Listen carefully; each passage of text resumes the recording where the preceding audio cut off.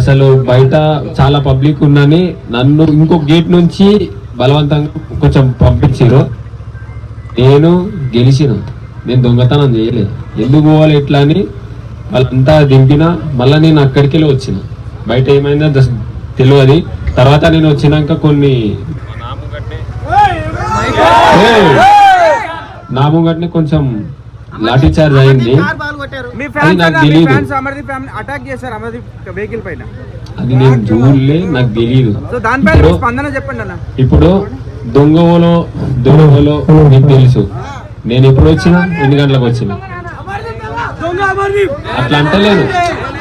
ఇప్పుడు దొంగతనం ఎవరో చేస్తే నువ్వు దొంగ అంటే నువ్వు ఊరుకుంటావా? ఊరుకో కదా. నాకేం తెలియదు కదా.